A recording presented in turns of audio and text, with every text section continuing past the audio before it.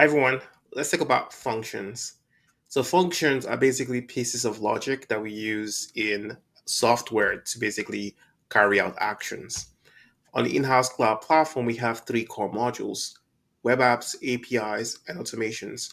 And all these three modules are powered by functions. All right, so to write functions on the Inhouse Cloud platform, we need to write them in the function builder.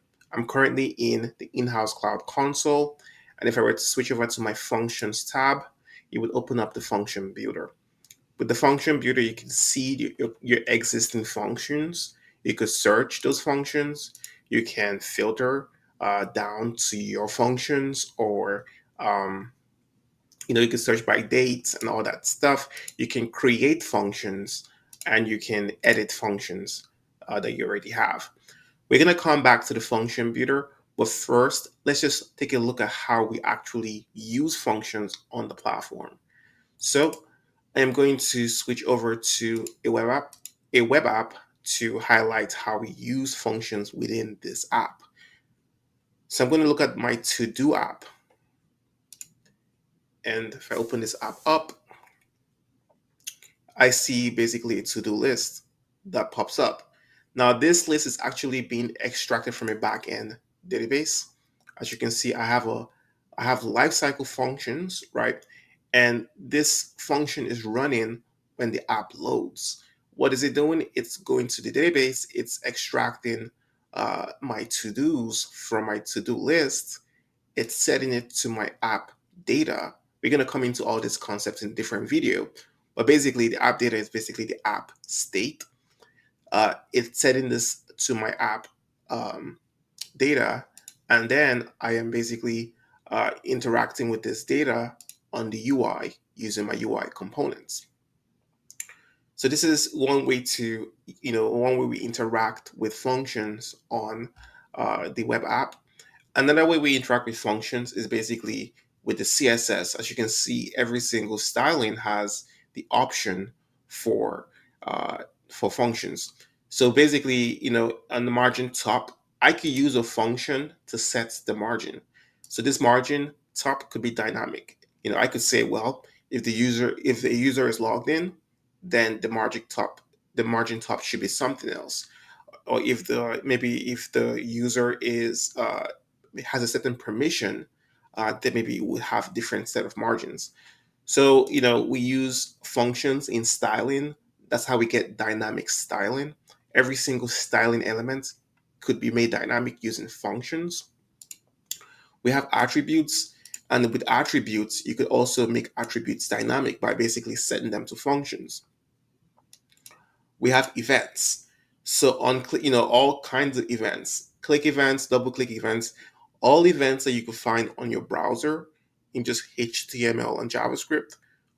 All these events are represented on the Inhouse Cloud application. So if you can do it in an actual application, if you were to write the code yourself, you could do it here as well. So all you would need to do is just search for your function and select them. It's that simple. With animations, your animations could be dynamic. You could use functions to set your animation parameters.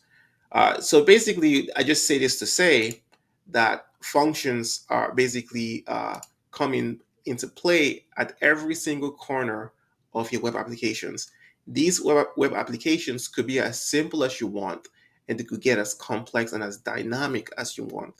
So we satisfy all the use cases, and this is made possible because of functions. So let's get out of here. Let's get into APIs. So as you can see, we have APIs. I have an insurance API. Let's see. This API has three endpoints: to create a plan, to get plans, and to get a quote. Now, to create a plan, I am running a function called create insurance plan. If I were to look for that function, create insurance plan, all it's doing is basically inserting data into my MongoDB database, right? That's all it's doing. And, it's pretty straightforward. If I were to look at my next endpoint, it's running a function that says get insurance plans. And this is going to be based on a user's query.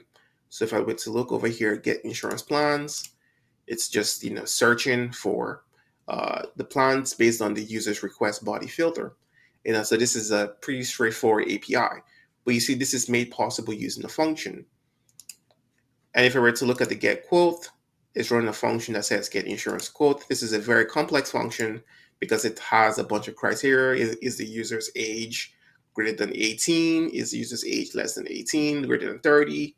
As you can see, less than 18, greater than 30. Are they getting all plans?